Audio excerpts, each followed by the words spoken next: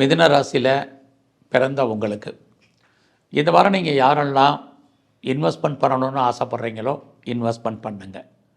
ஆக முதலீடு என்பது ரொம்ப முக்கியம். இல்லைன்னா என்ன தேவையில்லாத செலவினங்கள் உங்களுக்கு இருக்குது.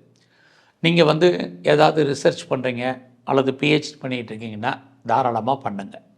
அது இல்லாமல் நீங்கள் யாராவது சயின்டிஸ்டாக இருந்து இன்வென்ஷன் கண்டுபிடிக்கணும்னு நினச்சி நிறைய முயற்சி பண்ணிகிட்டு இருந்தீங்க அப்படிங்கிறவங்களுக்கு அதற்கான வாய்ப்புகள் இந்த வாரம் நல்லா இருக்குது.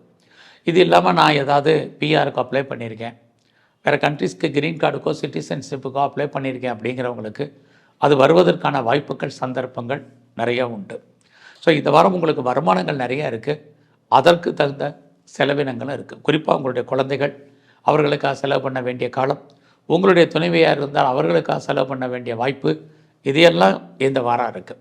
ஸோ இந்த வாரத்தில் நீங்கள் ஏதாவது ப்ரொடக்ஷன் சார்ந்த துறைகளில் இருந்தீங்கன்னா உங்களோட ப்ரொடக்ஷனுக்கு தகுந்த சேல்ஸ் இருக்க ஒழிய ப்ராஃபிட் இல்லை.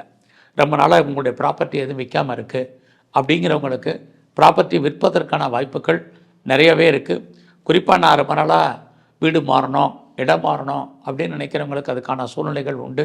நீங்கள் இந்த வாரம் முற்றிலும் புதிய சூழ்நிலைகள், புதிய இடங்களில் வாழ்க்கை நடத்த வேண்டிய காலம்.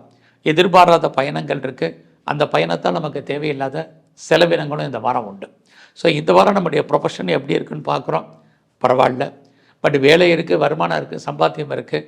பட் எந்த சர்வீஸில் இருந்தாலும் நீங்கள் ஒரு அன்சாட்டிஸ்ஃபைடு என்பது உங்களுடைய வேலையில் இருக்கும். அதனால் கிடைச்ச வேலையை திருப்திகரமாக பாருங்கள். ஒர்க்கில் ப்ரெஷர் இருக்குது, ஒர்க்கில் டென்ஷன் இருக்கும், ஒர்க்கில் எமோஷன் இருக்கும். இது எல்லாமே இந்த வாரம் இருக்குது.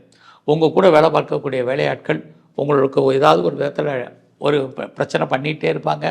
உங்களுடைய சுப்பீரியரும் உங்களுக்கு பெரிய லெவலில் உங்களுக்கு ஒர்க்கில் கோஆப்ரேஷன் பண்ணுறதுக்கான வாய்ப்புகள் இந்த வாரம் குறைவு. ஸோ இந்த வாரத்தில் உங்களுடைய வெளிநாட்டு தொடர்புகள் சாதகமாக இருக்கும். ஃபர்தராக நீங்கள் ஏதாவது ஹையர் ஸ்டடி பண்ணணும்னு நினைக்கிறீங்க, ஹையர் எஜுகேஷன் பண்ணணும்னு நினைக்கிறவங்க, அல்லது ஹையர் எஜுகேஷனுக்காக நீங்கள் அதர் ஸ்டேட்டோ அதர் கண்ட்ரியோ அப்ராடோ ட்ரை பண்ணுறவங்க தாராளமாக ட்ரை பண்ணுங்கள்.